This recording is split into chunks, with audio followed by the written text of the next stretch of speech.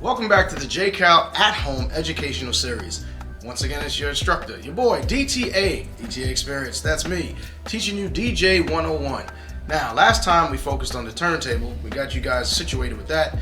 Now let's really take a deep dive into this puppy right here called your mixer. This is actually where you're going to be doing a lot of your work as far as musical transitions, volume control, so on and so forth. Everything that you need to really get out to your audience is going to come through this mixer right here, in conjunction with the turntables, but the mixer is really your main unit. Now, before we even get into the musicality part, you got to know how to get the music going, right? First thing right here, this puppy right here is your power button. You got to know how to turn it on. So you hit it once, it turns off, hit it again, turns right back on. Now these wires right here are the RCA wires that go out to the turntables. So the turntable has the music that plays on it, which is coming from the code from the computer, goes in through the wire, comes right into the input here, and it comes out, boom, and this is your volume control right here. And the same thing on the other side. If you learn one channel, you learn both sides. And also there's a microphone input right here, because you want to use a microphone for some events. It depends on what type of event that you're doing. And also, on top of that, in order to get the music to play out, down here you have these 3-pin connectors, I should say. They're called XLR connections. These are what are going to go directly out onto your speaker source. You also have another option called 1/4 inch. That's what we're using today. So you have a 1/4 inch output option and you have an XLR output option. And on this mixer you also have an RCA output, which are these wires as well.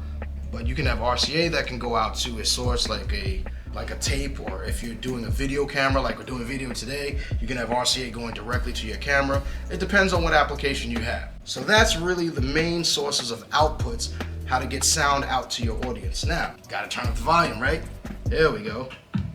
Turn up the volume. So now that sound is coming out, let's learn a little bit about the functionality of the mixer. So we have music playing on the right side. So things that we can do, besides mixing, we can also do effects. So if we have a sound, let's say the sound is this. The way I triggered that sound is from the trigger pads. You have 8 pads on the mixer. Each pad can be assigned a different sound or a different segment or a different beat. So if you want to hear the sound on, say, number 3,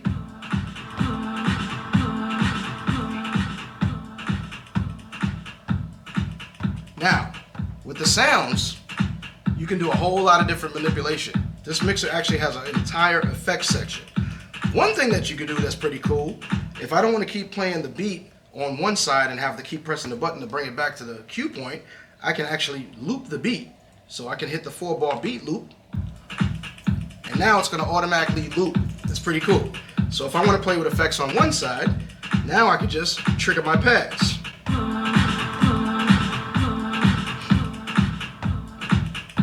That's just me doing that manually with the volume.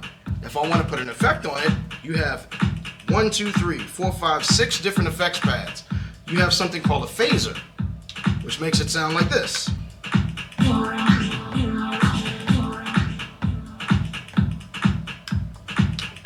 Then you have your reverb.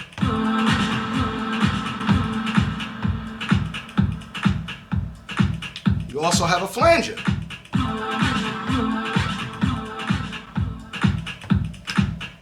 This is a favorite of a lot of people. You have the regular echo, which is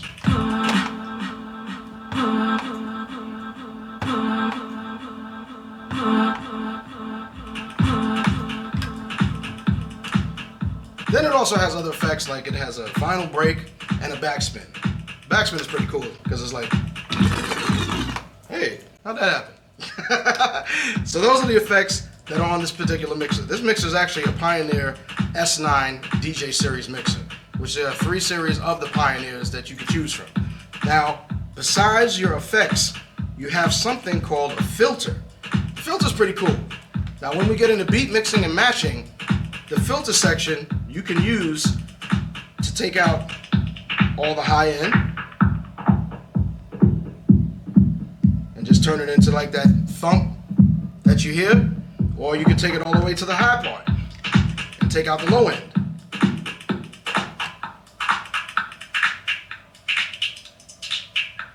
So when you see those DJs at the big festivals doing all of this cool stuff, that's the cool stuff I'm doing right in front of you now.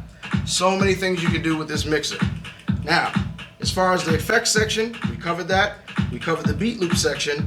The one last thing we gotta cover is the actual mixing from turntable to turntable. But before you do that, we gotta learn about one more aspect. These babies right here. You're gonna need something called headphones. We have a cue section on the mixer, which allows you to hear the other song before your audience hears it.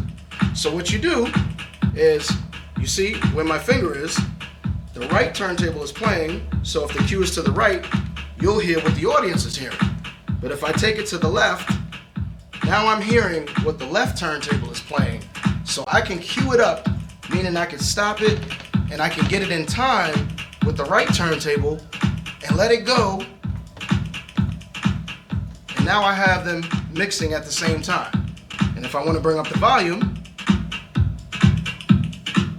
and bring down the other one, by utilizing my headphones, I just successfully mixed one song into the other.